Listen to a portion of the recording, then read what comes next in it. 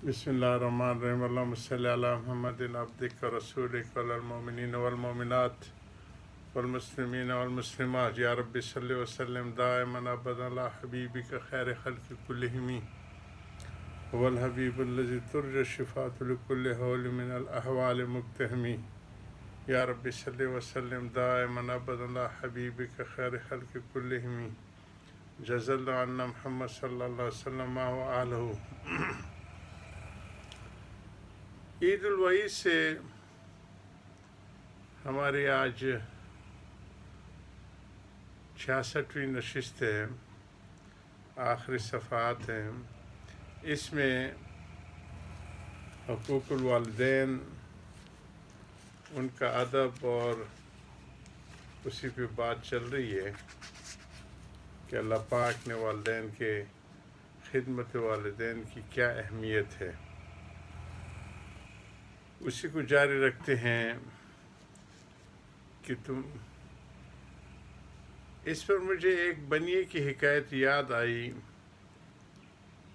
वो हिकायत ये है कि एक बनी अपने बच्चे को गोद में लिए हुए बैठा था कि फसील पर एक कौवा आकर बैठा, जो चार दीवारी होती बाउंड्री वाल, उसको फंसी। लड़के ने पूछा, अब्बा ये क्या है? कहा, बेटा कौवा। लड़के ने फिर थोड़ी देर बाद यही सवाल किया कि अब्बा ये क्या है? कहा, बेटा कौवा। थोड़ी देर बाद फिर वही सवाल किया और बनिए बराबर जवाब देता रहा, गिनती में भी लिखता रहा। लड़के ने 100 दफ़ा पूछा और उसने 100 ही दफ़ा जवाब दिया और रोज़ानचे में लिख लिया, जो वो डायरी लिखते थे रोज़ की, और उसमें उन्होंने डायरी के पेज पे लिख लिया। बात गई गुजरी हुई। एक ज़माने में वो वक़्त आया कि लड़का जवान होकर दुकान का मालिक हुआ और बनिया बूढ़ा हो गया। अब बनिया ने एक दिन लड़के से यही सवाल किया कि बेटा फसील पर क्या बैठे? उसने पहली बार तो नरमी से कह दी कि अब्बा कौवा है। थोड़ी देर में फिर सवाल किया। उस दफ़ा ज़रा उसने तेज़ी से कहा कि कौवा है। तीसरी दफ़ा फिर पूछा तो गुस्से में जवाब दिया कौवा है।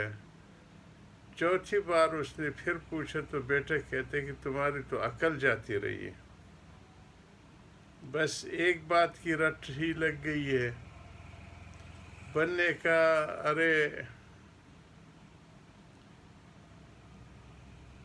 मुनीब जी, ज़रा मेरा रोज़ नामची की ये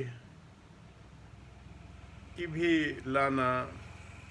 वो जो उनकी डायरी पड़ी थी उसको उन्होंने मंगवाया, क्योंकि वो यही अब तक कायम थी,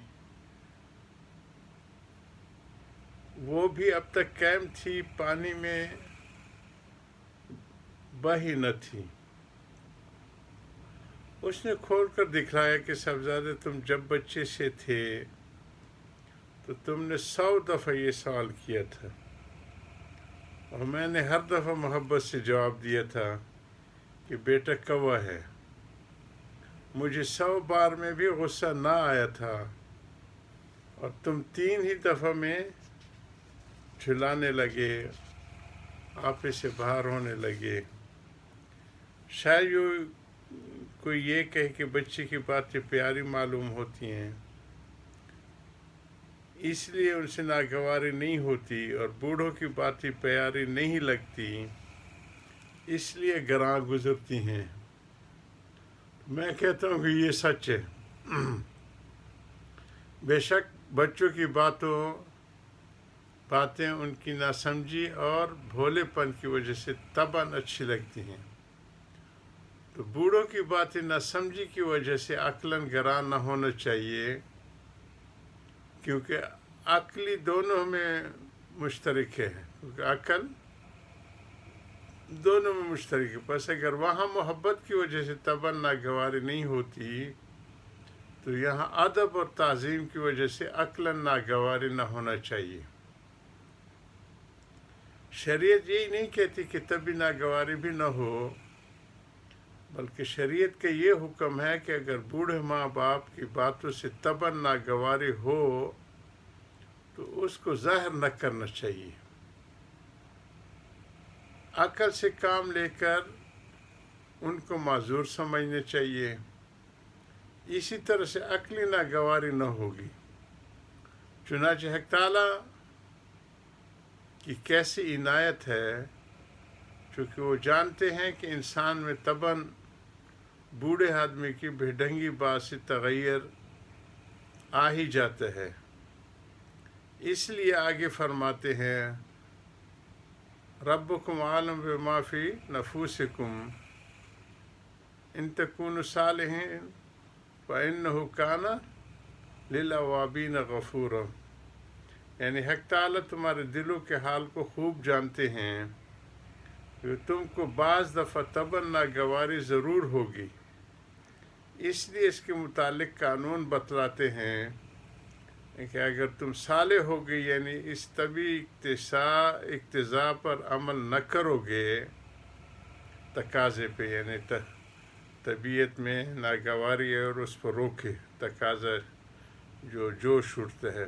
عمل نہ کرو گے تو حق تعالیٰ معذرت کرنے والوں کو بخش دیں گے۔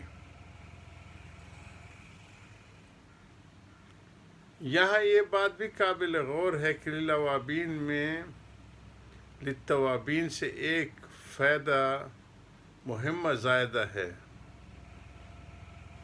وہ یہ کہ توابین میں صرف معذرت پر دلالت ہے اور اوابین میں خاص تعلق پر دلالت ہے۔ یہ عربی کے جو الفاظ ہیں بہت گہرے ہوتے ہیں۔ توبہ کرنے والوں تو توابین، وہ انسان کے دل میں خود خجلت پیدا ہو جاتی گناہ کی، اور اس میں تو معذرت پر دلالت ہے تو کہ توبت کرنے کے اللہ، جیسے کہ ڈرائیور ہوتا ہے اور اس سے نیند کا جھٹکا آ جائے تو جیسے گھبرا کے وہ کہتے ہیں کیا ہو گیا، یہ معذرت والے ہوتے ہیں، کہتے ہیں کہ اللہ ہمیں بخش دے۔ اور اوابین میں خاص تعلق پر دلالت ہے، یعنی جو حالت محبت اور خدمت کی پہلے تھی وہی اختیار کر لی، مطلب یہ کہ فوراً ہی معذرت کر لی جائے تو مواخذہ نہ ہوگا۔ نیز ربکم عالم بما فی انفسکم بما فی نفوسکم میں بڑی رحمت کا اظہار کیا گیا ہے کہ خدا تعالیٰ نے خدا تعالیٰ تو دل کو دیکھتے ہیں، اگر تمہارے دل میں اختیار و عقل، ادب و تعظیم کی صفت موجود ہو اور ظاہر میں کسی وقت غلطی سے سختی ہو جائے تو اس پر مواخذہ نہ ہوگا، یعنی عام طور پہ وہ بادب ہے اور کہیں تھوڑی ہوگی تو اس پہ مواخذہ نہ ہوگا۔ ناظر قلبم گر خاشع بود گرچہ گفت لفظ ناخاد بود، خدا تعالیٰ تو دلوں کو دیکھتے اگرچہ کسی وقت غلطی سے نامناسب لفظ ادا ہو جائے، دل سے تو وہ خشوع والا ہے، اس میں خوف ہے، اور اگر کچھ لفظ غلط نکل گیا زبان سے تو اس پہ مواخذہ نہیں ہے، نامناسب لفظ ادا ہو گیا کسی وقت تو اس پہ وہ بخش دیتے ہیں۔ ما برو راست گیرم و کالا را ما درو را بن کریم و حال را، ہم ظاہری حالت اور کال کو نہیں دیکھتے، ہم باطن کو اور حال کو دیکھتے ہیں۔ اسی کو جاری رکھیں۔ وآخر دعوانا الحمد للہ رب العالمین۔